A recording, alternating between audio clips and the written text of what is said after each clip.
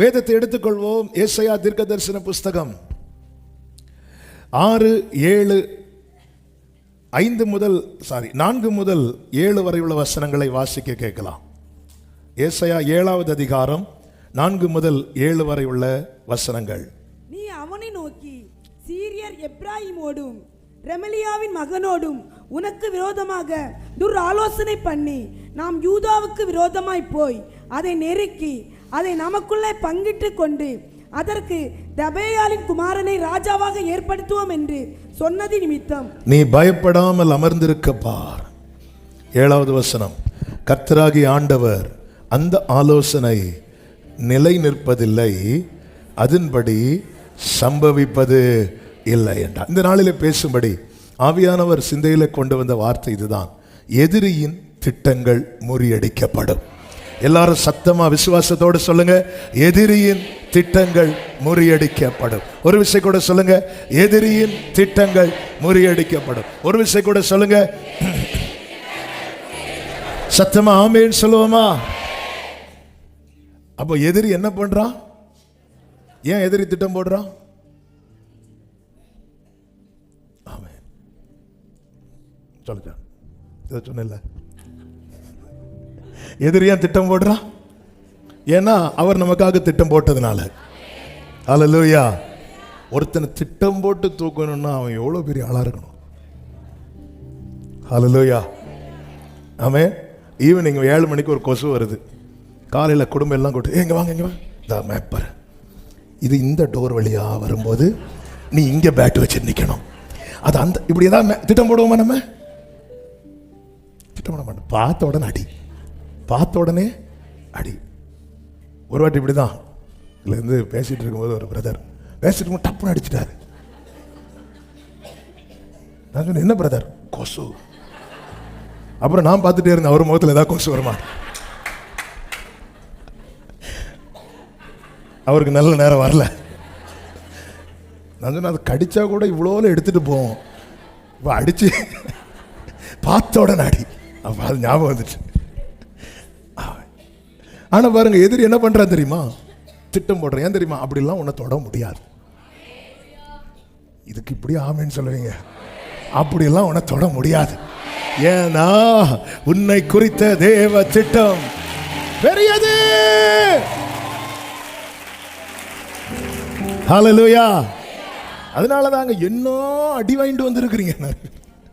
இது எப்படி? ஹல்லேலூயா. மத்தளத்துக்காவது 2 பக்கம் தான் அடி. எங்களுக்கு சுத்தி சுத்தி அங்க போன அடி, இங்க போன அடி, ரேஷன் கடையில் போனாலும் அடி. அந்த அடி வேற, எங்க போனாலும் அடி, சுத்தி சுத்தி அடி. தாவீதுக்கு பாருங்க, தாவீதுக்கு வீட்டு அப்பாவே அவன் ஆகாதவன் சொல்றார், அண்ணன் அகங்காரம் உள்ளவன் சொல்றார், மாமா விரோதியாவே பார்க்கிறார் வாழ்நாளெல்லாம்.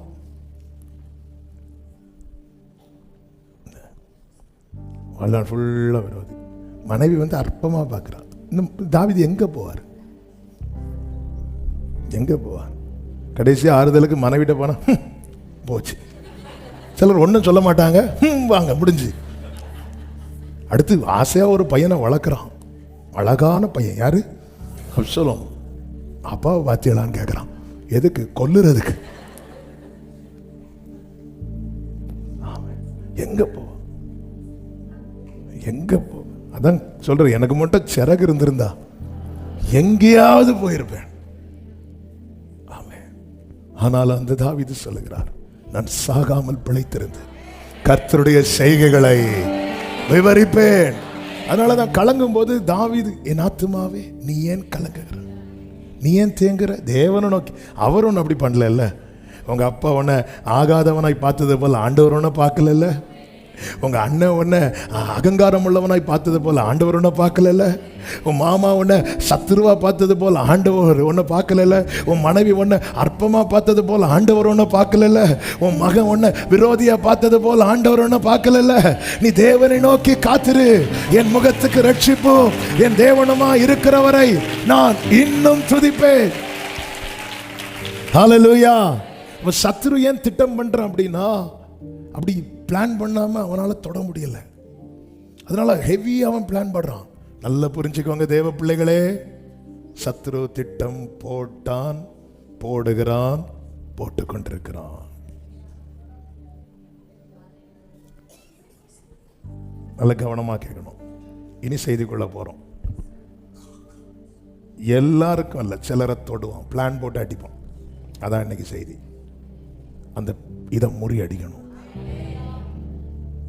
சத்ருவின் திட்டத்தில் அகப்பட்டவர்கள் உண்டு. சத்ருவின் திட்டத்துக்குள் அகப்படக்கூடாது என்பதற்காக இந்த நாளிலே ஆவியானவர் பேசுகிறார். ஆமென். சத்ருவின் திட்டத்தில் அகப்பட்ட ஒருவன் யூதாஸ், அகப்படாதவன் பேதுரு. 16வது அதிகாரத்தில் பேதுருவை தூக்க திட்டம் போடுகிறான். எடுக்க வேண்டாம், மத்தேயு. அதன் பிறகு யூதாசை தூக்க திட்டம் போடுறான். ஸோ பிளான் எல்லாருக்கும் போடப்பட்டது, ஒருவன் அகப்பட்டு கொண்டான். சொல்ல வருகிற முதல் செய்தி இதுதான். சத்ருவின் திட்டம் முறியடிக்கப்பட நாம் தேவ திட்டத்துக்கு உள்ள இருக்கணும். எதிரியின் திட்டம் முறியடிக்கப்பட என்ன செய்யணும்? முதல் காரியம், தேவ திட்டத்திற்கு உள்ள இருக்கணும். தேவ திட்டத்துக்குள்ள இருக்கணும். தேவ திட்டத்துக்கு உள்ள இருக்கிறோமா? அது ரொம்ப முக்கியம், ரொம்ப முக்கியம். தேவ திட்டத்துக்கு உள்ள இருந்தா சத்துரு வரும்போது ஆண்டவர் சொல்லுவார், அப்பாலே போ சாத்தானே. இயேசுவோடு கூட பந்தியில் இருக்க சீஷர்கள் அமர்ந்த போது அந்த கூட்டத்தில் அமர்ந்தவர்களில் ஒருவன் தான் யார் என்றால் யூதாஸ். யோவான் சுவிசேஷம் 13வது அதிகாரம் 27வது வசனத்திலே சொல்லப்பட்டிருக்கிறது, அந்த துணிக்கை அவன் வாங்கின பின்பு சாத்தான் அவனுக்குள் புகுந்தான் அப்படின்னு சொல்லப்பட்டிருக்கிறது. 3 வருஷமாவே இந்த சீஷர்கள் இந்த பிசாசு சுத்திட்டு இருக்கிறான். நமக்கு நன்றாய் தெரியும். இயேசுவே சேர்த்து மொத்தம் எத்தனை பேர்? 13 பேர். ஆமே. சாத்தான் முதல்ல யார வீழ்த்த திட்டம் போட்டான்? இயேசுவை. நடந்துச்சா? நடக்கல. அடுத்து யார வீழ்த்த திட்டம் போட்டான்? பேதுருவை. நடந்துச்சா? இல்ல. அடுத்து யார வீழ்த்த திட்டம் போட்டான்? யோவான், யாக்கோப. ஏன்னா இவங்க தான் ஜீசஸுக்கு நெக்ஸ்ட் இருக்கிறவங்க. யோவான் லூக்கா 9 ஆண்டவர் சொல்லுவார், உனக்குள்ள என்ன? அந்த வசனத்தை வாசிங்க. லூக்கா சுவிசேஷம் 9வது அதிகாரம் 55வது வசனம், 54 இருந்து வாசிங்க. அவருடைய சீஷராகிய யாக்கோபும் யோவானும் அதை கண்டபோது, ஆண்டவரை எலியா செய்தது போல வானத்திலிருந்து அக்கினி இறங்கி இவர்களை அழிக்கும்படி நாங்கள் கட்டளையிட உமக்கு சித்தமா என்று கேட்டார்கள். நானே வாசிக்கிறேன். அவர் திரும்பி பார்த்து, நீங்கள் இன்ன ஆவி உள்ளவர்கள் என்பதை அறியீர்களா என்று என்ன செய்தாராம்? அதட்டினார். அதட்டினார், அதட்டுறார். திட்டம் போடுறான். பாத்தீங்களா? இயேசு அப்பாலே போன்னு சொன்னதும் விலகிட்டு அவன் எடுத்து ஸ்கெட்ச் யாருக்கெல்லாம் போட்டான் பாருங்க. வெரி க்ளோஸா ஜீசஸுக்கு யார் இருக்கிறாங்க அவங்க மேலதான் ஸ்கெட்ச் போடுவோம். இந்த அப்பன் சாப்பிட்ட யாருக்காவது ஸ்கெட்ச் போட்டானா? இல்ல. பேதுரு. ஏன்னா அவன்கிட்ட என்ன இருக்கு? கீ இருக்கு. அடுத்து யோவான், யாக்கோபு. ஏன்னா இவங்க தாயார் வந்து யோவான் யாக்கோபு எங்க இருக்கணும்னு கேட்கறாங்க. ஒரு ஆள் வலது புறத்திலும், நான் யோவானுக்கு பேக் இந்த சீட்ல இருக்கு. யாரும் எடுக்க கூடாது. வலது புறத்திலும் இடது புறத்திலும். சாத்தான் பார்த்தா, ரைட்டு, அடுத்த ஸ்கெட்ச் போடு, அந்த யோவானுக்கு போடு. ஆமென். தாயே கொஞ்சம் வாய் வச்சுட்டு சும்மா இருந்தா ஸ்கெட்ச் அவன் எப்படி போடுறான் பாருங்க. வெரி க்ளோஸா. ஒரு தேவ பிள்ளைகள் ரொம்ப கவனமா இருக்கணும். எதிரியின் திட்டம் முறியடிக்கப்பட வேண்டியது அவசியம். அந்த இடத்துல என்ன இது ரெண்டுக்கும் யோவான், யாக்கோபு, பேதுரு, யூதாஸ். அடுத்து எங்க வரான்னா யூதாஸ். ஏன்னா இவங்களுக்கு அடுத்து இருக்கிறவர்கள ஃப்ரண்ட் லைன்ல நிக்கிறது யார் அப்படின்னா யூதாஸ். எதை வச்சு சொல்றீங்க? பணப்பை இருக்கு, ட்ரெஷரர். ஒரு ஒரு ஒரு ஒரு ஒரு ஒரு அமைப்பு அப்படிதான் இருக்கும். President, secretary, treasurer. வராரு மூணாவது தான். எதுக்குனாலும் யார் தான் கூட நிற்கணும்? ட்ரெஷரர். அப்போ நேர கூட இருக்கிற இந்த மூணை கை வச்சுட்டு அடுத்து யூதாஸ் வரான். யூதாஸை பிளான் போட்டு தூக்கிட்டான். ஏன் யூதாஸ் தூக்கினா இவங்களை தூக்கலைன்னா, இவங்க எல்லாத்தையும் இயேசு கிட்ட வந்து சொல்றாங்க. அதான் வித்தியாசம். யூதாஸு இப்படி போய் பார்த்தது எடுத்தது ஒண்ணுமே அந்த பந்தியில் இருக்கும்போது கூட இயேசு கிட்ட வாய் திறக்கல. சொல்லியிருந்த சாப்டர் வேற. என் காரியத்தை நான் என் ஆண்டவரிடத்தில் மறைக்க மறைக்க மறைக்க மறைக்க சத்ருவின் திட்டம் சக்சஸ் ஆயிட்டே இருக்கும். என் காரியத்தை நான் ஆண்டவர்கிட்ட வெளிப்படுத்த வெளிப்படுத்த வெளிப்படுத்த சத்ருவின் திட்டம் அவமாயிட்டே இருக்கும். ஆண்டவரே விழுந்துட்டியா? நான் விழுந்துட்டேன்ப்பா. எப்படிங்க? அதாவது யூதாஸ் இந்த பணப்பை எங்க வச்சிருப்பான் தெரியுமா? இடுப்புல தான் கட்டி வச்சிருப்பான். 30 வெள்ளிக்காசு. அந்த பந்தி என்பது அப்படி சுத்தி இருப்பாங்க. சுத்தி தரையில அப்படி கம்பளெல்லாம் விரித்துட்டு இருப்பாங்க. ஒரு சின்ன பெட்டு மாதிரி இருக்கும். அப்படி உட்காந்துருப்பாங்க, சுற்றி இருப்பாங்க. அப்போ கால் கழுவும் போது ஒரு சைடோட இப்படி இருப்பாங்க.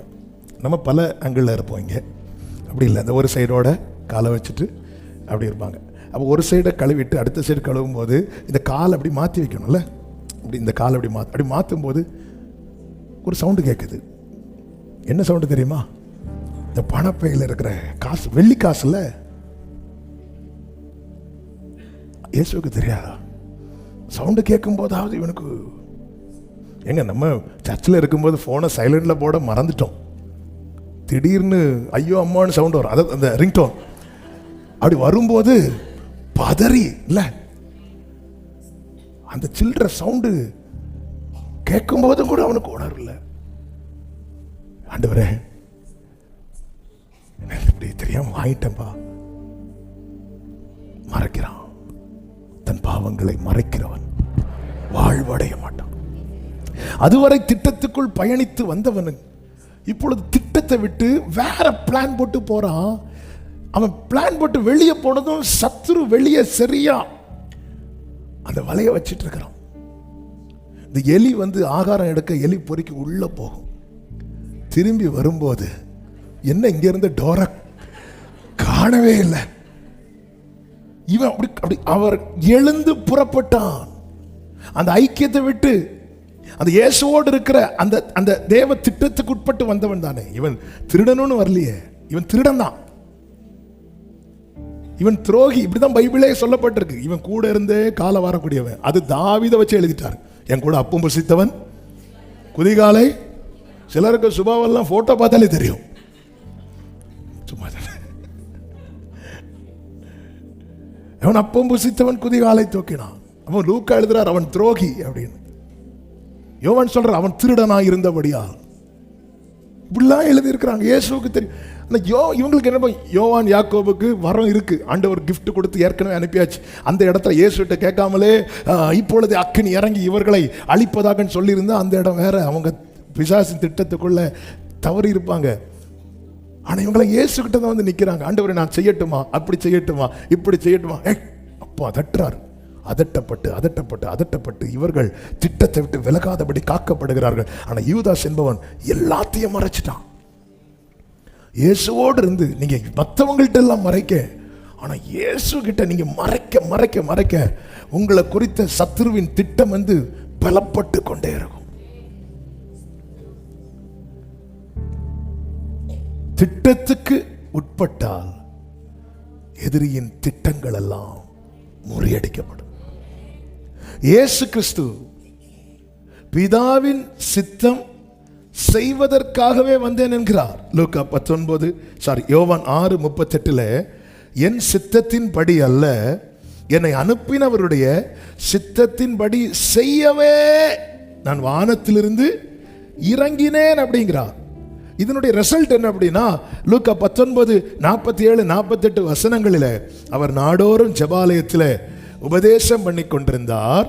பிரதானாசாரியரும் வேத பாரகரும் ஜனத்தின் மூப்பரும், 1-2 பேர்ல, பிரதானாசாரியர், வேத பாரகர், ஜனத்தின் மூப்பர் என்ன செய்தார்களாம்? அவரை கொலை செய்ய வகை தேடியும் ஜனங்கள் எல்லாரும் அவருக்கு செவி கொடுத்து அவரை அண்டிக் கொண்டிருந்தபடியால் அதை இன்னபடி செய்யலாம் என்று வகை காணாதிருந்தார்கள். அவங்களால பிளான் கூட சரியா ஒரு பிளான் போட்டுட்டு போவாங்க, ஃப்ளாப் ஆயிரும். சதுசேயர் வாய் அடைச்சார்னு சொல்லிட்டு பரிசேயர் வந்தா அங்க ஃப்ளாப் ஆகும். ஏன்னா அவர் சித்தத்துக்கு உட்பட்டு இருந்தார். அவரால் விலகி தனியா நிறைய செய்ய முடியும். ஏன்னா கர்த்தத்துவம் அவர் தோல்ல இருந்துச்சு. அவரை யாரும் வெறுமையாக்கல, அவரே வெறுமையாகி வந்தார். ஆனாலும் தெளிவா சொல்றார், என் சித்தத்தின்படி அல்ல, என்னை அனுப்பினவருடைய சித்தத்தின்படி. என்னை கேட்டுக்கொண்டிருக்கிற ஒவ்வொருவருக்கும் சொல்ல வருகிற செய்தி இதுதான். உங்களை குறித்த தேவ திட்டம் இருக்கிறது. அதற்குள்ள நீங்க உட்பட்டிருந்தா உங்களுக்கு எதிரான திட்டங்கள் எல்லாம் உனக்கு விரோதமாய் உருவாக்கப்படும் எந்த ஆயுதமும் வாய்க்காதே போகும். இன்னைக்கு நான் ஆண்டவர் அவன் நினைக்கிறதெல்லாம் என் வாழ்க்கையில் நடக்குது, நான் நினைக்கிறது என் வாழ்க்கையில் நடக்கலையே. அவங்க சொன்னாங்க பாரு 6 மாசத்துல நீ விழுவேன்னு சொன்னாங்க. கரெக்டாக 6 மாசத்துல நான் விழுறேனே. அவங்க சொன்னாங்க பாரு உன்னை நான் 1 மாசத்துல வேலையை விட்டு தூக்குறேனா இல்லையா பாரு. கரெக்டாக சொன்னது மாதிரி 1 மாசத்துல வேலையை விட்டு தூக்கிட்டாங்களே. இங்கே பாரு நீ இந்த வேலையை தொடங்கிட்டியா, உருப்படாது போ, நீ வீடா கட்ட ஆரம்பிக்கிற, நீ கட்ட மாட்ட பாரு. அதே மாதிரி என்னால் கட்ட முடியலையே. இவங்க இன்னைக்கு அநேகருடைய புலம்பலும் வலியும் நம்ம எங்க இருக்கிறோம்? அதாவது சத்ருவின் திட்டத்துக்குள்ள நான் இருந்தா அந்த திட்டம் தான் என்னில் நிறைவேற்றப்பட்டு கொண்டிருக்கு. சத்ருவின் திட்டம் என்ன? இவன் கிட்ட இருக்கிற எல்லாத்தையும் திருடணும், இவனை அழிக்கணும், இவனை கொல்லணும்.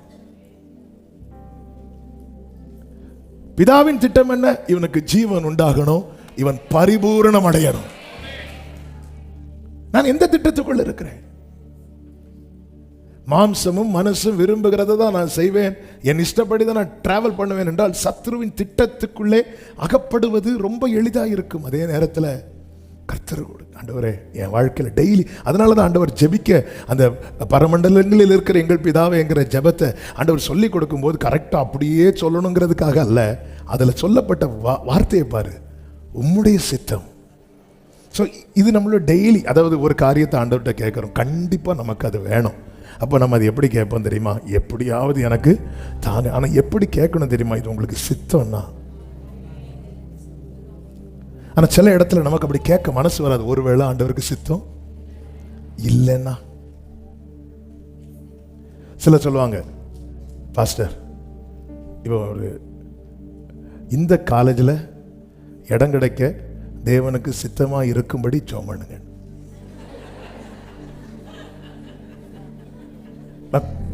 ஒரு கூட சொல்லுங்க, இந்த காலேஜில் இடம் கிடைக்க தேவனுக்கு சித்தமாக இருக்கும்படி. நம்மளை எந்த இது 7 மடங்கு அக்கினி சூளையை விட மொத்தத்தில் அங்கே, அதாவது நீங்க அங்கே போய் பிளான் எல்லாம் மாற்றிட்டு அவர் வேற ஏதாவது காலேஜ் எழுதிருந்து அதை வெட்டிட்டு இந்த காலேஜை இல்லை, சிலர் அப்படி வெட்டிட்டு வரவங்கெல்லாம் இருக்கிறாங்க. போய் வெட்டிட்டு எழுதிட்டு வாங்க. ஏசு பாருங்க, அந்த அந்த அந்த உயிர் போற அந்த நேரம் இல்லை, முந்தின இரவு, இந்த பாத்திரம் என்னை விட்டு நீங்க கொடுமானா நீங்கும்படி செய்யும், ஆகிலும் என்னுடைய சித்தத்தின்படி அல்ல. இப்படி சொல்லும் போது என்ன ஆகும் தெரியுமா? நம்மளால தேவனை மறுதலிக்க முடியாது. நான் நினைத்தது போல நடக்கலைன்னதும் அநேகர் மறுதலிச்சுட்டு போயிடாங்க. மறுதலிச்சு எங்க போறாங்க? வெளியே ஒருத்தன் விழுங்குறதுக்கான வாய் திறந்துட்டு இருக்கிறான், பிளான் போட்டு காத்திருக்கிறான், திட்டம் போட்டு காத்திருக்கிறான். சத்ருவின் திட்டம் வாய்க்கப்படாமல்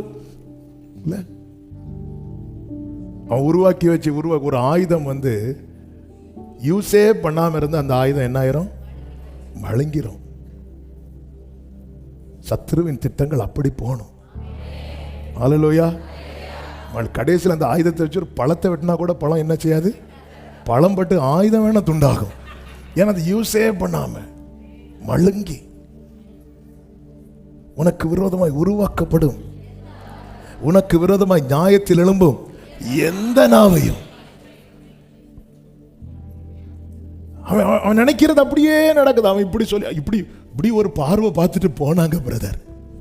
அதுக்கப்புறம் எனக்கு கண்ணே தெரியல. எப்படிங்க இது? உன்னை தொடுகிறவன் அப்ப இந்த இடத்துல ஆவியானவர் கடந்தனால் நீ எந்த திட்டத்துக்குள்ள இருக்கிற?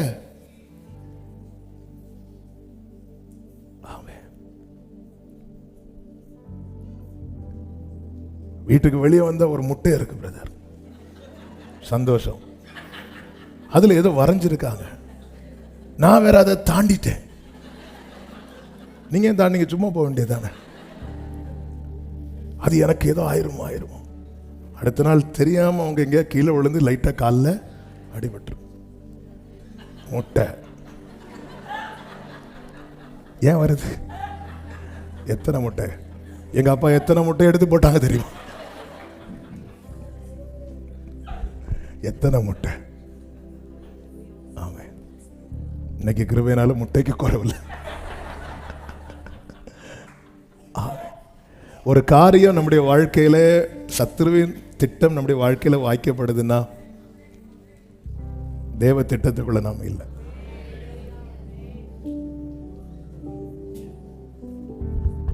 தாவீதை குறித்த பெலிஸ்தரின் திட்டம் அவமானது, சவுலை குறித்த பெலிஸ்தரின் திட்டம் வாய்க்கப்பட்டது. இந்த நாட்களில் விரோதமான திட்டங்கள் முறியடிக்கப்படும். விரோதமான திட்டங்கள் முறியடிக்கப்படும். இல்லைன்னா போராடிட்டே தான் இருக்க வேண்டியிருக்கும். அதில் ஒரு நம்ம லைஃப்ல கொடியேற்றப்படுகிற நாளும் வேணும். இன்னொரு நாள் வரணும், உன்னோடு போராடினவர்களை. ஆமென்.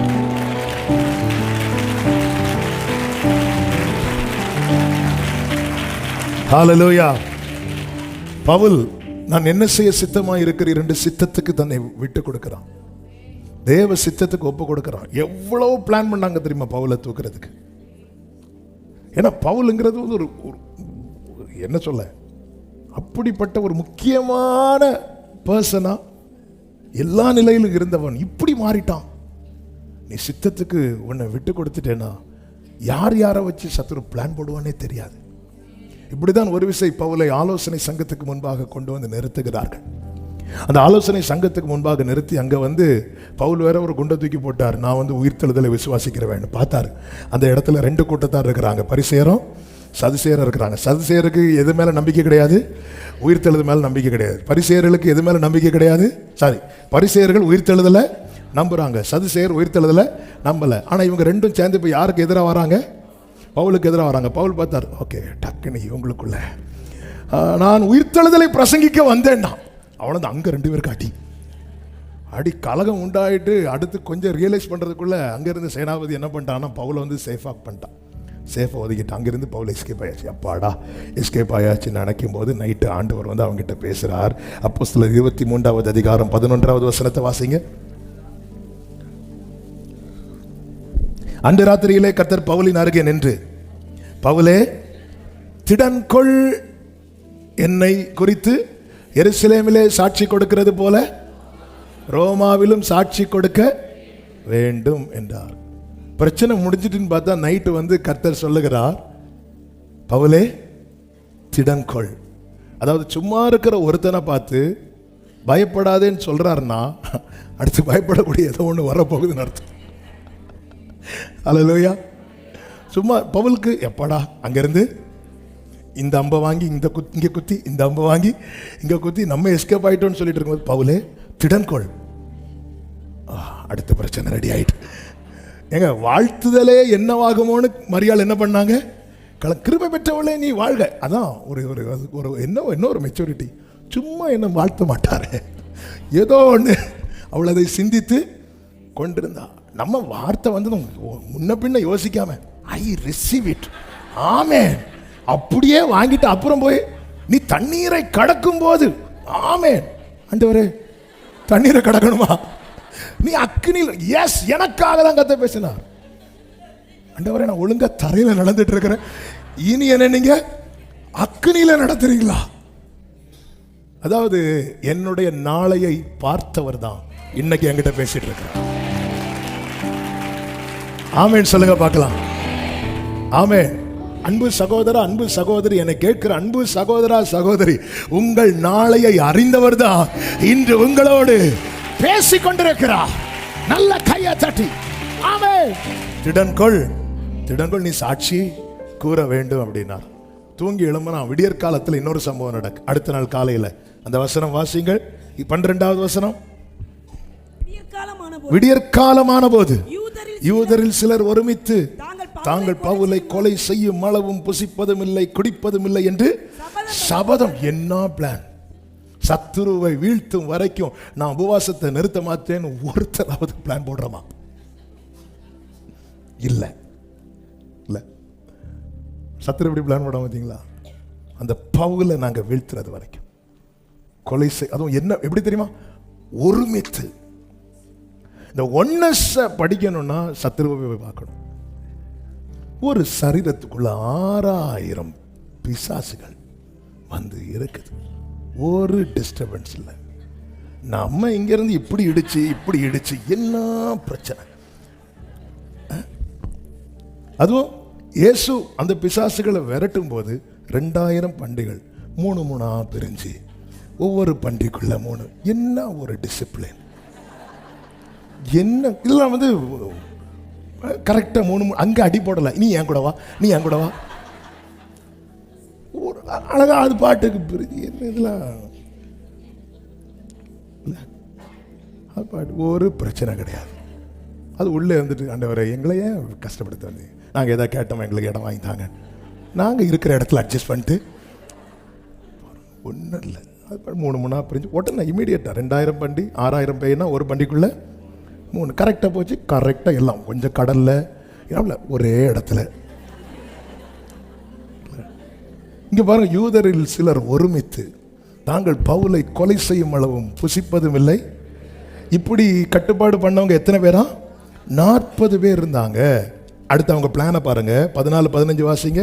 அவர்கள் பிரதான ஆசாரியர்களிடத்திலும் மூப்பர்களிடத்திலும் போய் நாங்கள் பவுலை கொலை செய்யும் அளவும் ஒன்று புசிப்பதும் இல்லை என்று உறுதியான சபதம் பண்ணிக்கொண்டோம். இவர்கள் பிளான் பண்ணது மட்டும் இல்ல, அதை போய் சொல்லவும் செஞ்சிட்டாங்க. சிலர் அப்படிதான் உபவாசம் இருந்து அப்படி இருந்துட்டு போயிடணும். இந்த வெளியெல்லாம் போய் சொல்லக்கூடாது. சீன் மாறிட்டுனா ரொம்ப கஷ்டமாயிரும். ஆமாம், நான் வேற சர்ச்சில் சொல்லிட்டேன் 30 நாளாக நான் ஃபாஸ்டிங் இருக்க போறேன்னு. முதல் நாளே இப்படிக்கு ஒன்றும் பண்ண முடியாது. அமைதியாக இருந்துட்டு அவன் சபதம் பண்ணிட்டோம். அதனால அவங்க இப்போ பவுலை வெளியே கொண்டு வரணும். அதுக்கு அவங்க பிளான் பண்ணுறாங்க பாருங்க. 15 நான் வாசிக்கிறேன். ஆனபடியால் நீங்கள் ஆலோசனை சங்கத்தோட கூட போய் அவனுடைய காரியத்தை அதிக திட்டமாய் விசாரிக்க மனதுள்ளவர்களைப் போல, இந்த பவுலுக்கு என்னாச்சு அப்படின்னு விசாரிக்க மனதுள்ளவர்களைப் போல சேனாபதிக்கு காண்பித்து அவர் நாளைக்கு அவனை உங்களிடத்தில் கூட்டிக் கொண்டு வரும்படி அவரிடத்தில் கேட்பீர்களாக. அவன் கிட்ட வருகிறதற்குள்ளே நாங்கள் அவனை கொலை செய்ய ஆயத்தமாயிரும். இவ்வளோ பெரிய பிளான் போடுறாங்க. இந்த பிளான் போடுறதுக்கு முந்தின நாள் நைட்டு பவுல் கிட்ட கர்த்தர் சொல்றாரு, நான் இருக்கிறேன். ஹல்லேலூயா, ஹல்லேலூயா. திடன்கொள்ங்கிற வார்த்தை நீங்க சும்மா இருக்கும்போது வருதுனாலே பெரிய சத்துரு ஏதோ பெரிய திட்டத்தை போடுறான். ரெடி ஆயிரணும். இந்த செய்தி ஒருத்தர் மூலமாக இதெல்லாம் சொல்ல டைம் இல்லை. ஏன்னா ஒரே பாயிண்ட்லேயே இன்னைக்கு 5 பாயிண்ட் இருக்கு. 5 இன்னைக்கு முடியாது. நமக்கு தேவையான வார்த்தை கிடைச்சிட்டு நான் நம்புறேன். இதே இந்த செய்தி பவுலுக்கு வந்ததும் இந்த நியூஸ் நேர சேனாபதி கிட்ட போகுது. எத்தனை பேர் ஃபாஸ்டிங்ல இருக்கிறாங்க? அதுவும் எப்படி? புசிப்பதும் இல்லை. நம்மளாவது தண்ணி குடிக்கும். சத்ரு தண்ணி கூட குடிக்க மாட்டான்.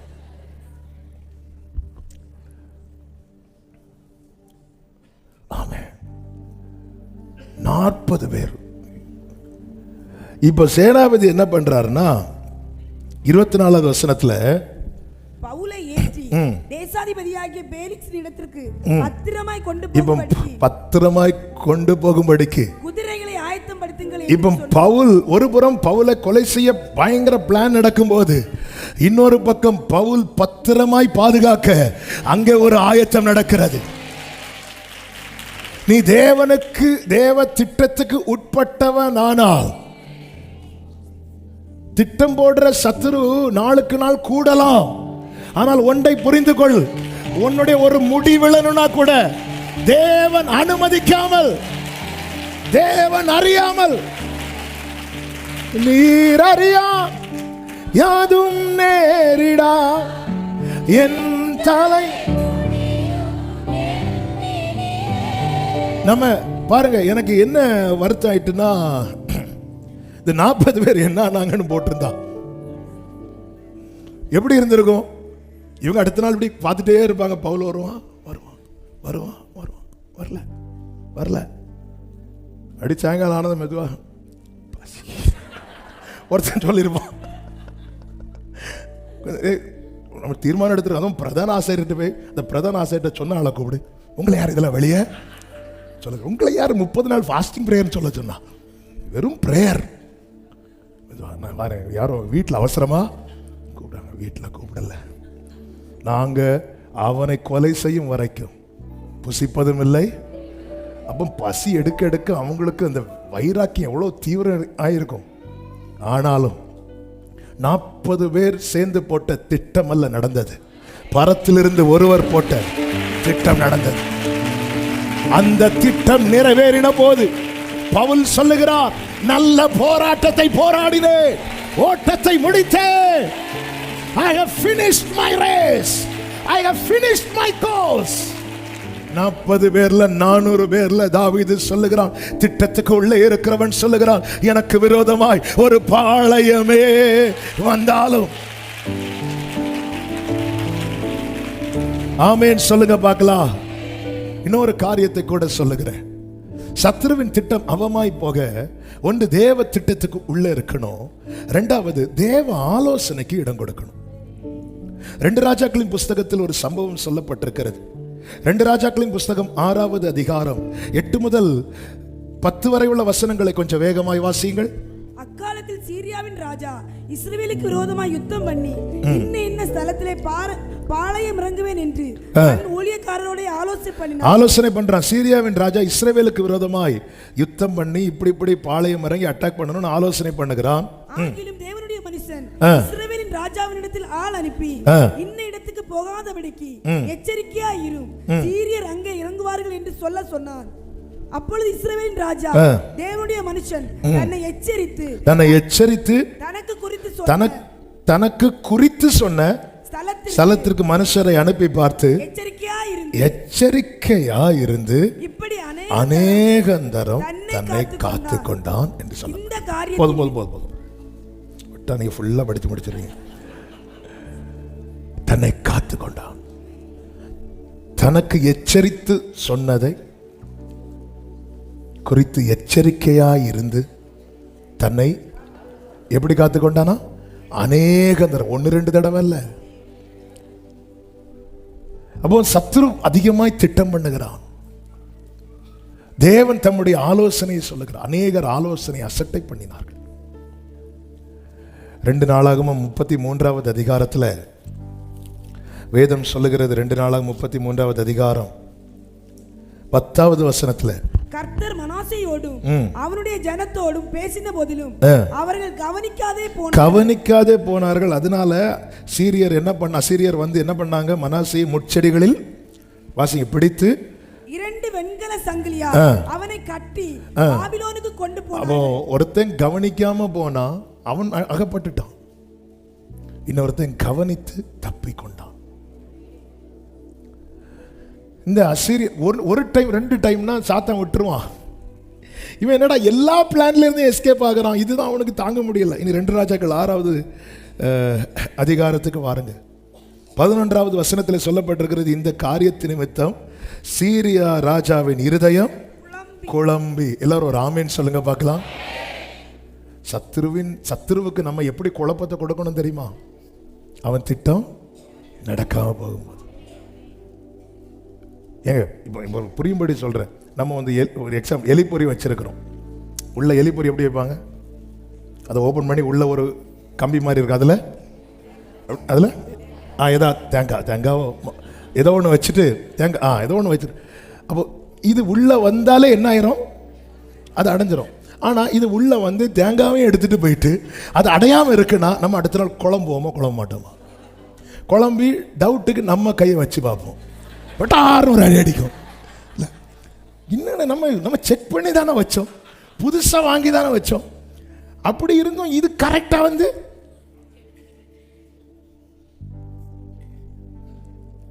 அப்படிதான் நடக்கு.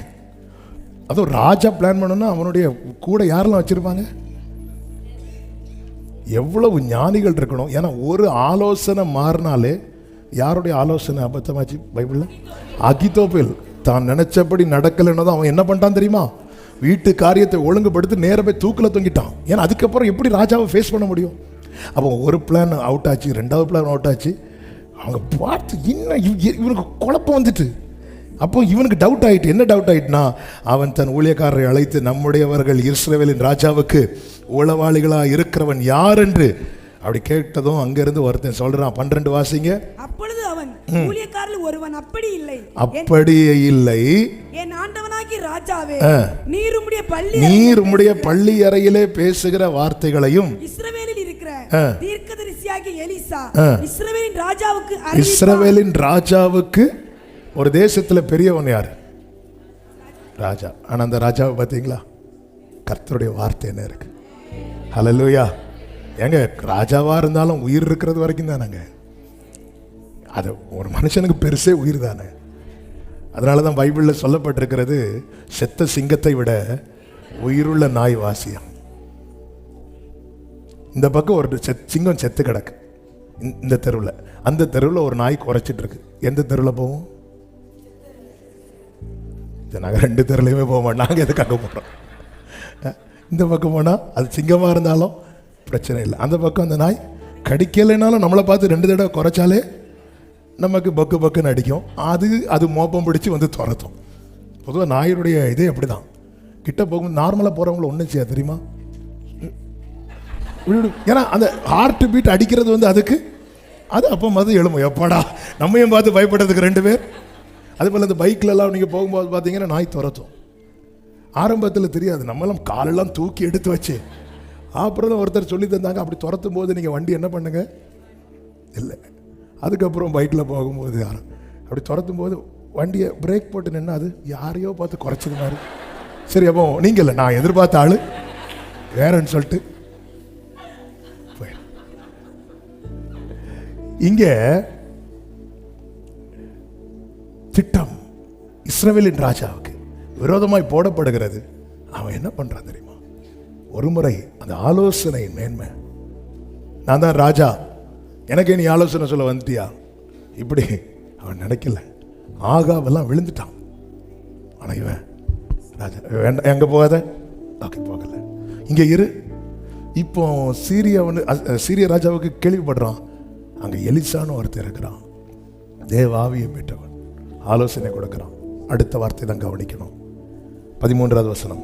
அப்பொழுது அவன், நான் மனுஷரை அனுப்பி அவரை பிடிக்கும். யாரை பிடிக்கும்படிக்கு? இதுவரை யாரை பிடிக்க பிளான் போட்டான்? இஸ்ரவேல் ராஜாவை. இப்போ யாரை பிடிக்கிறான்? என்னதுன்னு அர்த்தம்? அவருடைய ஆலோசனைக்கு உட்பட்டு நடந்தா யுத்தம் இனி உங்க கூட கிடையாது, யுத்தம் இனி அவரோட கூட. ஆமென். என் கூட யுத்தம் பண்ணணுமா, அவர் கூட யுத்தம் பண்ணணுமா? நான் ஏன் இஷ்டப்படி போவேன்னா அவர் வந்து யுத்தம் பண்ணுவாராம், நல்லா பண்ணுவார் வந்து. ஹல்லேலூயா. அவருடைய ஆலோசனைக்கு உட்பட்டு நான் நடந்தா சாத்தா, அதுக்கப்புறம் அவனுக்கு தெரியும் இவனை இனி தொட முடியாது. இவனை தொடணும்னா அவரை தொடணும், அவரை தொடணும்னா ஒருக்க தொட்டு பார்த்தாச்சு, என்னால் அவருக்கு குதிகாலம் மட்டும் லைட்டா நசுக்க முடிஞ்சது. ஆனா அந்த இதுல என் தலையே அவர் என்ன பண்ணிட்டாரு? நசுக்கிட்டார். இஸ்ரவேலர் என்னாகும் 14வது அதிகாரம். கர்த்தர் வாக்குத்தத்தம் பண்ணின இடத்துக்கு நாங்கள் போவோம் என்று சொல்லி மலையில் உச்சியில் ஏற துணிந்தார்கள் என்று சொல்லப்பட்டிருக்கு. இந்த சம்பவம் நமக்கு நன்றாய் தெரியும். வேவு பார்த்துட்டு வந்துட்டு சொல்லுவாங்க, அங்கெல்லாம் போகவே முடியாது, அதனால நம்ம எங்க போவோம்? எகிப்துக்கு போவோம் அப்படிம்பாங்க. உடனே கர்த்தர் வந்து கோபத்தில் சொல்லுவார், நீங்க 40 நாள் சுற்றி வந்த லக்கத்தின்படியே ஒரு நாள் 1 வருஷம் போலாகும், 40 நாள் நீங்க 40 வருஷம் சுத்துவீங்கன்றார்.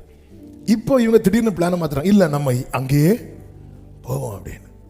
உடனே மோசே சொல்றாரு 43வது வசனத்துல, நீங்க போகாதீங்க, கர்த்தர் உங்களோட இருக்க மாட்டார், அங்க இருக்கிறவங்களால நீங்க விழுவீங்க, நீங்க அப்படிப்பட்ட ஒரு செயலை செஞ்சிட்டீங்க, அதனால இப்ப போகாதீங்க அப்படின்னு சொல்லிட்டு அவர் எச்சரிக்கிறார். 44 45 வாசிங்க. அப்பொழுது அமலேக்கியரும் 44 45. ஆனாலும் அவர்கள், அடுத்த வசனம், மலையின் உச்சியில் ஏற போனார்கள். கர்த்தருடைய உடன்படிக்கையின் பெட்டியும் மோசையும் பாளையத்தை விட்டு போகவில்லை. ஏங்க மோசைக்கு ஏறணும்னு ஆசை கிடையாதா? மோசே தானங்க ஃப்ரண்ட் லைன்ல நிக்கிறாரு. ஏன்னா அவருக்கு தெரியும் இங்கே ஆண்டவர் வரமாட்டார். இப்போ அவர் 40 வருஷம் 40 வருஷம் தான். 40 நாள்ல 40 வருஷம் ஆக்குனது யாரு? இஸ்ரவேலர்கள். கர்த்தரை வச்சு அப்படி ஆக்க வச்சாங்க. அவர் இப்போ இந்த துணிச்சல் எப்போ வந்திருக்கணும் தெரியுமா? வேவு பார்த்துட்டு வந்தாங்க தெரியுமா? அப்போ வந்திருக்கணும். நாம் எடுக்கிற சில தீர்மானங்கள்லாம் இருக்குல்ல, எடுக்க வேண்டிய நேரத்தில் எடுக்கலைன்னா நமக்கு பெரிய பிரச்சனையாகும். எடுக்க வேண்டிய தீர்மானத்தை எடுக்க வேண்டிய நேரத்தில் எடுக்கல. இந்த துணிச்சல் எங்க வந்திருக்கணும் தெரியுமா? காலேப் அதை நம்ம எளிதில் ஜெயிக்கலாம்னு சொல்லும்போது வா போலாம் அப்படி போயிருந்தா கர்த்தர் போயிருப்பார். ஆனா அந்த இடத்துல ஐயோ அங்க ஏனாக்கின் குமாரர் இருக்கிறாங்க, ராட்சச பிறவி இருக்கிறாங்க. ஏன் இப்போ எங்க போனாங்க? ஏனாக்கின் குமாரர் இருக்க தானே செஞ்சாங்க. இப்போ ஏன் வராங்கன்னா இன்னும் 40 வருஷம் சுத்தணுமா? இல்லை நம்ம போகலாம். ஸோ இதுதான் காட்ஸ் பிளானா? நம்ம போகலாம். அதாவது நம்ம நிறைய தீர்மானம் ஆண்டவர் சொல்லி எடுத்தோம். ஆண்டவர் சொல்லி தான் பிரதர் நான் எடுத்தேன், ஆண்டவர் சொல்லி தான் எடுத்தேன். ஆனால் அதுக்கப்புறம் எவ்வளோ பிரச்சனை இருக்குது தெரியுமா? ஆண்டவர் சொல்லி தீர்மானம் எடுத்தோம், சொல்லும் போது எடுத்தோமா? ஆண்டவர் சொல்லி நாம் எடுத்த தீர்மானம் குட். இவங்க இந்த டெசிஷன் உண்மையாக எடுக்க வேண்டியது. ஆனால் எப்போ எடுக்கணும் தெரியுமா? காலேப் வந்து நம்ம அதை எளிதில் சுதந்திரிக்கலாம்னு சொல்லும்போது கமான் காலேப் வா போலாம் அப்படி சொல்லிட்டு போயிருந்தாங்கன்னா உடன்படிக்கை பெட்டி முன்னாடி போயிருக்கும், மோசையும் போயிருப்பார், எல்லாத்துக்கும் மேல கர்த்தர் முன்பாக புறப்பட்டிருப்பார். 10 வாதைகளை தாண்டி வெளியே கொண்டு வந்தது சமுத்திரத்தில் மூழ்கடிக்கல்ல. இந்த சிவந்த சமுத்திரத்தை தாண்டி உன்னை வெளியே கொண்டு வந்தது ஏனாக்கின் குமாரர் கையில் கொடுப்பதற்கல்ல, உனக்கு கர்த்தர் ஆயத்தம் பண்ணினதை சுதந்திரிக்க வைப்பதற்கு. இந்த இடத்துல மோசே சொல்றாரு, ஜனமே நீ போகாதீங்க, நம்ம இறக்கத்துக்காக கெஞ்சலாம். ஏன்னா ஆண்டவர் வந்து மனம் அந்த கெஞ்சும் போது மோசே கிட்ட ஆதி யாத்திரை 32 எடுக்க வேண்டாம் சொல்லுவார். மோசே இந்த ஜனங்களை நான் அழித்து விட போறேன் அப்படி. மோசே ஆண்டவரே யாருக்கு இப்படி செய்றீங்கன்னு பாருங்க, எல்லா கண்கு முன்னாடி நீங்க தானப்பா கூட்டிட்டு வந்தீங்க, இப்போ நீங்க அழிச்சிட்டீங்கன்னா உங்களை தான் ஆண்டவரே தப்பா பேசுவாங்க அப்படி சொல்லிட்டு அவன் கெஞ்சினதும் கர்த்தர் தாம் செய்ய நினைத்த தீங்கை செய்யாதபடிக்கு மனஸ்தாபப்பட்டார். அப்படிப்பட்டாங்க. அவர் கோபம் ஒரு நிமிஷம், அவருடைய தயவு நீடியவர். அவர் கோபத்தில் ஆணையிட்டார். மோசைக்கு இந்த சீக்கிரட்டு தெரியும், போகாதப்பா போகாத, வெயிட் பண்ணு நான் போய் மலையில வேணா விழுந்துடுறேன் அவர்கிட்ட, போகாத. ஏற துணிந்தார்கள். துணிந்த போது அப்பொழுது அமலேக்கியரும் கானானியரும் அந்த மலையிலே இருந்து இறங்கி வந்து அவர்களை முறியடித்தார்கள்.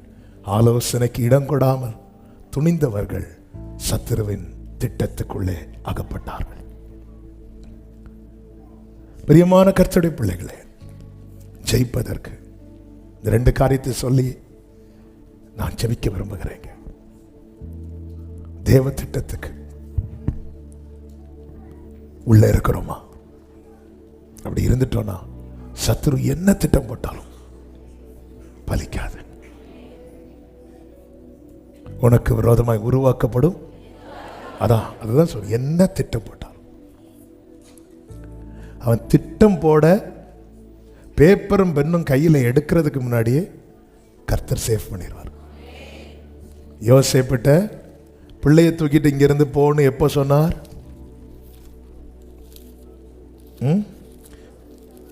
திட்டம் போடுறதுக்கு முன்னாடி. மத்தேயு 2வது அதிகாரம் 13வது வசனம். அவர்கள் போன பின்பு கர்த்தருடைய தூதன் சொப்பனத்தில் யோசேப்புக்கு காணப்பட்டு ஏரோது பிள்ளையை கொலை செய்ய தேடுகிறான் சொன்னாரா, தேடுவான் சொன்னாரா? அதன் அர்த்தம் என்ன? இன்னும் தேடல, இன்னும் பிளான் போடல, அவன் தேடுவான். அதாவது சத்துரு. அதுதான் பிரியமானவர்களே, இன்னைக்கு பேசும்போது என்னை பர்சனலாக பலப்படுத்தின வார்த்தை நான் ஒரு விஷயம் கூட சொல்றேன். நாளைக்கு எனக்கு என்ன நடக்கும்னு தெரிஞ்சுதான் இன்னைக்கு என்ன பேசிட்டு இருக்கிறேன். அதே போலதான் உங்ககிட்ட பேசிட்டு இருக்கிறேன். நாளை அறிந்துதான் பேசிட்டு இருக்கிறான். அவன் தேடுவான். அதனால நீ எழுந்து பிள்ளையும் அதன் தாயும் கூட்டிக் கொண்டு எகிப்துக்கு ஓடி போய் அங்க இருண்டார். அடுத்த வசனம் 15வது வசனம். 16.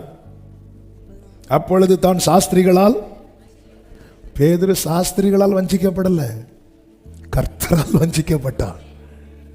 அவன் என்ன செய்கிறான்? திட்டமாய் விசாரித்து, சாஸ்திரிகளிடத்தில் திட்டமாய் விசாரித்துன்னா, இந்த சாஸ்திரிகள் நட்சத்திரத்தை கண்டு புறப்பட்ட காலம் ஏறக்குறை எத்தனை வருடம் இருக்கும்? 2 வருடம். இயேசு பிறந்த அன்னைக்கு வரல அவங்க, அதனாலதான் காலத்தை பிறந்த அன்னைக்கு வந்தது யார் தெரியுமா? மேய்ப்பர்கள். சாஸ்திரிகள் ஒவ்வொரு ஏரியாவிலிருந்து புறப்பட்டு வராங்க, அந்த நட்சத்திரத்தை கண்டு கண்டு கண்டு, அதான் அந்த காலத்தை விசாரிக்கிறான். திட்டமாய் விசாரித்த காலத்தின் படியே பெத்லகேமிலும் அதன் எல்லைகளிலும் இருந்து 2 வயதுக்குட்பட்ட எல்லா ஆண் பிள்ளைகளும் அப்படின்னு இருக்கு. அதன் அர்த்தம் என்னன்னா, இவங்க சொன்ன கணக்குப்படி பார்த்தா இயேசு பிறந்து 2 வயசு, 2 வருஷமா. அதனாலதான் இவங்க சாஸ்திரிகள் இயேசுவை எங்க வந்து பார்த்தாங்க தெரியுமா? வீட்டில் வந்து பார்த்தாங்க. மெய்ப்பர்கள் எங்க வந்து பார்த்தாங்க தெரியுமா? முன்னணையில் வந்து பார்த்தாங்க. நம்ம கிறிஸ்மஸில் டைம் வந்து ரொம்ப பெயரும்னு சொல்லிட்டு ஒரே சீனா எல்லாத்தையும் கொண்டு வந்துடும் பிள்ளைங்க சண்டே ஸ்கூல் ப்ரோக்ராமுக்கு. அவர் 2 வயதுக்கு உட்பட்ட எல்லா ஆண் பிள்ளைகளையும் கொலை செய்தான். அவர் திட்டம் போட்டு செய்யறதுக்கு முன்னாடி திட்டத்துக்கு உட்பட்டவர் சேஃபாரார். பிரியமான கர்த்தருடைய பிள்ளைகளே, இங்கே சொல்லப்பட்டிருக்கிறது 15 ஏரோதின் மரண பரியந்தம், 19 ஏரோது இறந்த பின்பு. அதன் அர்த்தம் என்ன? திட்டத்துக்குட்பட்டவர் இன்னும் வாழ்ந்து கொண்டிருக்கிறார். என்னையும் உங்களையும் கர்த்தர் இன்னும் ஜீவனோடு வைத்திருப்பதின் நோக்கம் ஒன்றுதான். நம்மை குறித்து தேவனுக்கு ஒரு திட்டம் இருக்கிறது. திட்டத்துக்குட்பட்டு இருக்கிறோம். டெய்லி நினைக்கணும், ஆண்டவரே டெய்லி உங்கள் ஜெபத்தில் பர்சனல் வேலைப்பா உங்கள் சித்தம் போல நடத்து. ஃபாதர் அழகாக பாடியிருக்காங்கல்ல, என்ன செய்ய வேண்டும், என்ன சொல்ல வேண்டும், எங்கு செல்ல வேண்டும், என்ன சொல்ல வேண்டும், எல்லாமே என் உட்காருதல், என் எழுந்திருத்தல். சித்தத்தை விட்டு விலகினா நல்லா புரிஞ்சுக்கோங்க, ஆபிரகாமை விட்டு லோத்து வெளியே போயிட்டான். சித்தத்தை விட்டு விலகினா சோதோமின் பிடியில் அகப்பட்டுட்டான். டெய்லி வாதிக்கப்பட்டு கொண்டே இருந்தான். ஆபிரகாமோ சகல காரியங்களிலும் ஆசீர்வதிக்கப்பட்டு கொண்டே இருந்தான். திட்டத்துக்கு உட்படுகிறவன் ஆசீர்வதிக்கப்பட்டு கொண்டே இருப்பான்.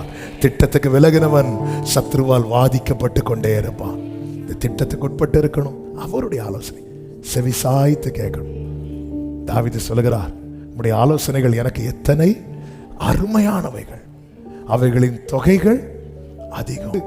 காரியம் சொல்லு, திட்டத்துக்கு உட்படணும். உம்முடைய ஆலோசனைக்கு நான் செவி கொடுக்கணும். ஆண்டவரே, சத்துருவின் எதிரான திட்டங்கள் எல்லாம் முறியடிக்கப்படுவதா. எழுந்து நிற்கலாமா? தேவ சமூகத்தில் எல்லாரும் எழுந்து நின்று ஹல்லேலூயா. அன்பு சகோதரா சகோதரி, நிறைய திட்டங்களை சாத்தான் போடுறோம். யோசேப்புக்கு எதிரான திட்டம் எப்ப போடுறான் தெரியுமா? யோசேப்பு வளர்ந்ததும். பாருங்க, உங்க வாழ்க்கையில் ஒரு நன்மைக்கான காரியம் நெருங்குதுனாலே சத்ரு அதை கொலைக்கணும், அதை இல்லாமக்கணும். அப்படியே உங்க வலது கையை உயர்த்தி இடது கை இதயத்தில், ஆண்டவர் என் வாழ்க்கையில் சத்ரு போட்ட எந்த திட்டமும் நடக்கக்கூடாது, நடக்கக்கூடாது. அப்படி நடந்தா அவங்களுடைய நாமம் தூஷிக்கப்படுவேன். சத்துரு குழம்பிடணும். என்ன இது, நம்ம என்ன நினைச்சாலும் நடக்க மாட்டேங்குது. அவன் இதோட அழிஞ்சிருவான்னு நினைச்சோம், அவன் அழிய மாட்டேங்கிறானு. இதுல இருந்து அவன் எழும்ப மாட்டான்னு நினைச்சோம், எழும்பிட்டானு. இப்படி சத்துருக்களுக்கு ஒரு குழப்பம் உண்டாவதா. ஆண்டவரே, என் வாழ்க்கையில, என் குடும்பத்துல, என் பிள்ளைங்க மேல சத்ருவின் திட்டம் நடக்கவே கூடாது. உங்க திட்டம் நிறைவேற்றுங்கப்பா. நிறைவேறட்டும், நிறைவேறட்டும், நிறைவேறட்டும், நிறைவேறட்டும். எல்லாரும் எல்லாரும் எல்லாரும் எல்லாரும் ஒரு சில நிமிடங்கள் அவனை மேற்கொண்டேன் என்று சத்ரு சொல்லக்கூடாது. அவனை மேற்கொண்டேன் என்று சத்ரு சொல்லக்கூடாது. அவனை மேற்கொண்டேன் என்று சத்ரு சொல்லக்கூடாதுப்பா. சத்ரு சொல்லக்கூடாதுப்பா. சத்ரு சொல்லக்கூடாதுப்பா. அவனை மேற்கொண்டேன் என்று சத்ரு சொல்லக்கூடாதுப்பா. இயேசுவே, எதிரான ஆயுதங்கள் வாய்க்காம போகட்டும். எதிரான திட்டங்கள் அவமாய் போகட்டும். எதிரான காரியங்கள் இல்லாமல் போகட்டும். இயேசுவின் நாமத்தில், இயேசுவின் நாமத்தில், இயேசுவின் நாமத்தில் இயேசுவின் நாமத்துல, இயேசுவின் நாமத்துல. உடரபலபரப சந்தரபலபரப உடரபலபரபலப. கொஞ்சம் அந்நிய பாஷையில, கொஞ்சம் அந்நிய பாஷையில ஆவியில நிறைந்து சத்துருவின் எதிரான திட்டங்கள், எதிரான ஆயுதங்கள் உடா கரபா சந்தரபா லகதரபா உடரபலபரபா சேரபா ஒரு வக்கமரபா செமம் ரத்தனமம் ரோக்கலபா பேரம சேரபலபா துடரபா உடரபா சேலபரபா துடரபா.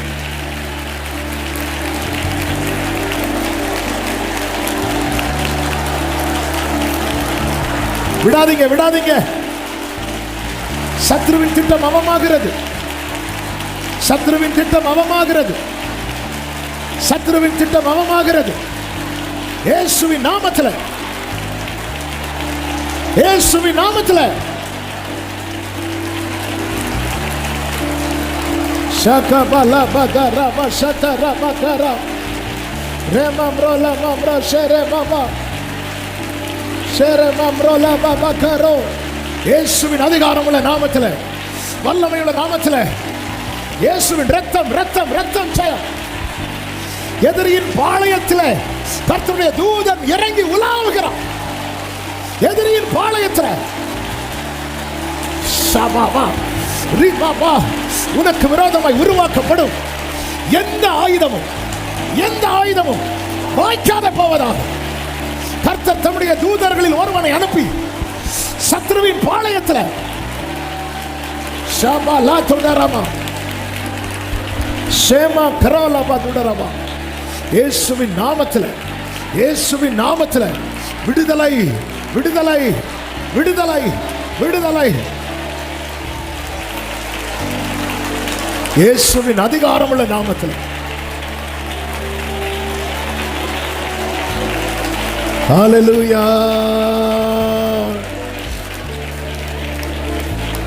சித்தத்துக்கு பிரியமான அன்பு சகோதரா சகோதரி, ஆவியானவர் சில காரியங்கள்ல உன்னோடு போராடி கொண்டிருக்கிறாரா?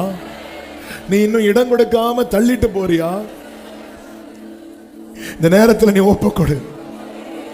இந்த வார்த்தையை சொல்லும்படி ஆவியானவர் ஏவுகிறார். கொஞ்ச நாளா உன்கிட்ட சில காரியத்துல போராடிட்டு இருக்கிறார், ஆவியில போராடிட்டு இருக்கிறார். நீ அதுக்கு இடம் கொடுக்காம தள்ளி தள்ளி போயிட்டு இருக்கிற. நீ விலகி போனா நல்லா இருப்பேன்னு நினைக்கிற. இல்ல, யோனா விலகி போனா நடந்தது தெரியும்ல. உன்னோடு போராடி கொண்டிருக்கிறான். ஆவில யாருக்கு சொல்றேன்னு உங்களுக்கு தெரியும். கொஞ்ச நாளா போராடிட்டு இருக்கிறார். ஆவியானவருடைய இது தெரியும்ல. அவர் எப்பவும் போராட மாட்டார், சொல்லிட்டு அப்படி விட்டுருவார். ஆண்டவர் இடைப்படுறாரா? சில காரியத்தில் உங்க கிட்ட போராடுறாரா?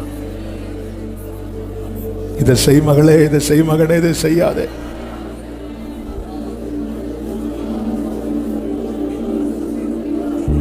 ஏன் ஆண்டவர் என்ன மட்டும் இப்படி நீங்க நெருக்குறீங்கன்னா, உன்னை விழுங்குறதுக்கு நாம இருக்கிறோம்.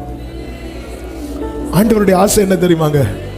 சத்துருவுக்கு வெட்கத்தை கொடுத்தணும், உங்களை கிரீடம் தரிப்பிக்கணும்.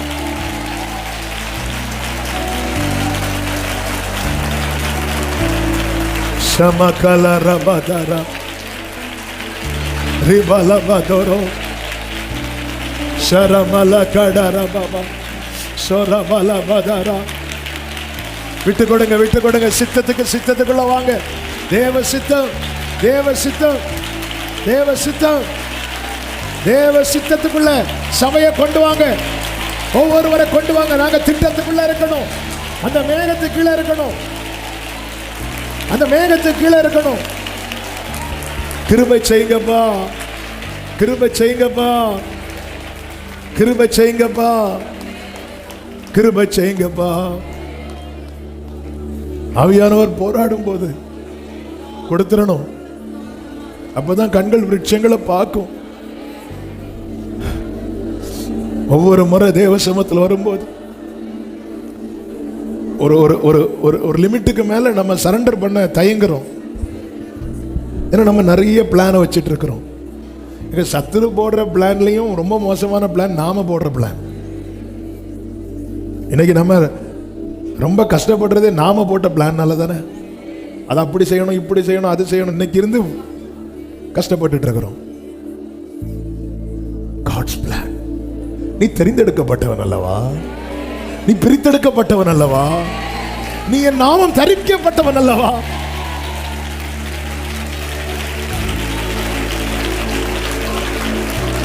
தேவ சித்தம், தேவ சித்தம், தேவ சித்தம், தேவ சித்தம். Thank you Holy Spirit. பரிசுத்த பிதாவே, நல்ல தகப்பனே, நன்றியோடு உம்மை துதிக்கிறோம், ஸ்தோத்தரிக்கிறோம். உம்முடைய மிகுந்த கிருபையினால் உங்க சமூகத்தில் எங்களை கொண்டு வந்து பாட, துதிக்க, ஆராதிக்க, செபிக்க வைத்த அன்புக்காய் நன்றி. எங்களோடு பேசினீர். S Lord. ஆமே, எங்க மேல நீங்க வைத்திருக்கிற திட்டம் பெரியது. எனவே சத்ரு அதற்கு எதிராய் திட்டம் வைத்து எங்களை வீழ்த்த நினைக்க பார்க்கிறோம். ஆனால் நீர் இந்த நாளிலே பேசினீர், அந்த ஆலோசனை நிலைக்காது, அதன்படி சம்பவிக்காது. எதிரியின் திட்டங்கள் எல்லாம் முறியடிக்கப்படுவதாக, உம்முடைய சித்தம் எங்கள் வாழ்க்கையிலே நிறைவேறுவதாக. ஆளுகை செய்யுங்கப்பா, உங்க வல்ல கரத்தில் அர்ப்பணிக்கிறோம். ஒவ்வொருடைய வாழ்க்கையிலும் ஆண்டவரே, ஒருத்தங்க லைஃப்ல கூட சத்துரு நான் நினைச்சது இவங்க வாழ்க்கையில் நடந்துட்டு சொல்லவே கூடாதுப்பா. கர்த்தர் நினைத்ததுதான் இவங்க வாழ்க்கையில நடந்தது என்று சொல்லணும்.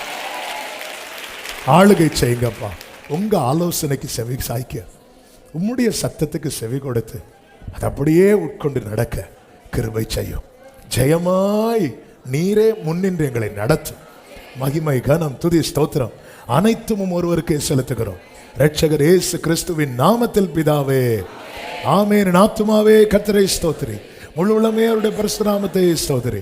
என் ஆத்துமாவே கர்த்தரைக்கு ஸ்தோத்திரி, கர்த்தர் செய்த சகல உபகாரங்களை மறவாதே.